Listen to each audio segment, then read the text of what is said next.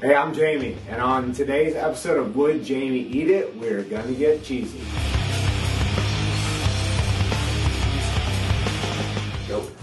Welcome back to this episode of Would Jamie Eat It. Next to me here is my buddy Barkley Poole, and he's going to help us talk all things cheese. So Barkley, start talking cheese. Episode 1, man, I love it. Exciting. Like you said, we're getting a little cheesy here today. In just a minute, I've got a video submission from a viewer in the Chicago area that has a question about a specific brand of cheese that she likes a lot. And she wants to know if would Jamie eat it. Okay. So we'll get to that in just a second. Before we do, talk a little bit about cheese in general. It gets a little bit of a bad rap, I think, in a lot of cases because of the high fat content. But is it something, like as a dietitian, that you recommend on a regular basis to a lot of the clients that you work with? I do, actually. And I'll tell you, first let's get past 2 points. That let's assume that person is not lactose intolerant, right, and that they actually like cheese. So disregarding those two, it can definitely be added into a healthy diet. Right. But let's understand what it's offering to us. Good protein source, good calcium source, but also a good fat source, which that fat can be, or this cheese that has this fat can be used for good, not evil. And let's use it for good. Love it.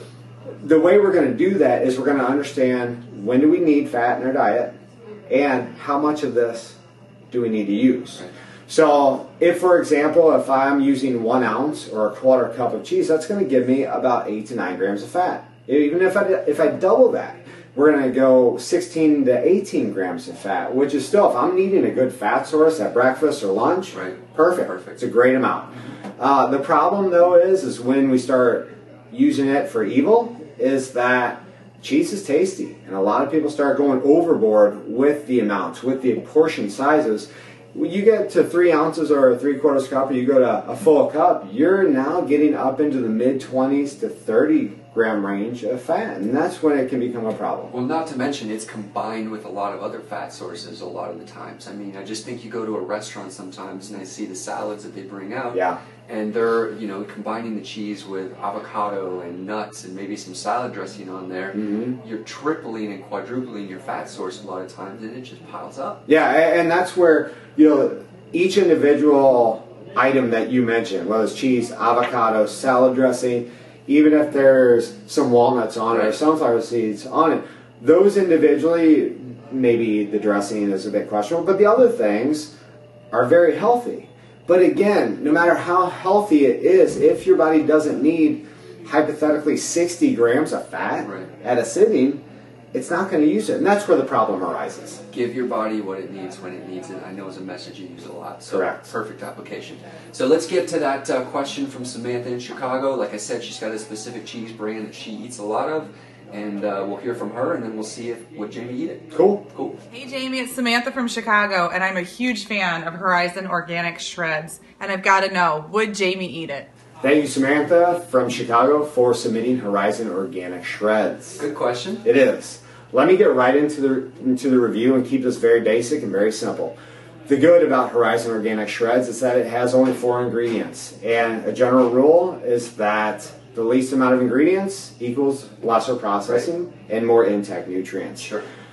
Second, it's a good protein source. Third, it's a good calcium source. I'm going to add another one in, that it can be a good fat source if we understand how much we're getting from it and where it needs to be within our day. Keep it in context. Exactly.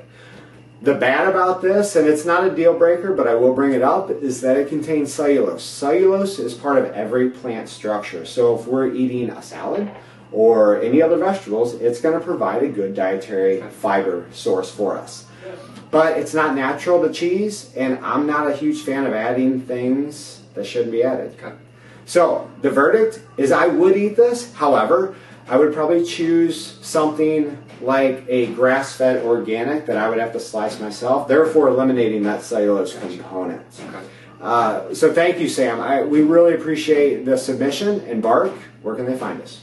Yeah, we want to have more submissions just like Sam gave to us today. They can find us on Tumblr, Instagram, and Facebook. # would Jamie eat it.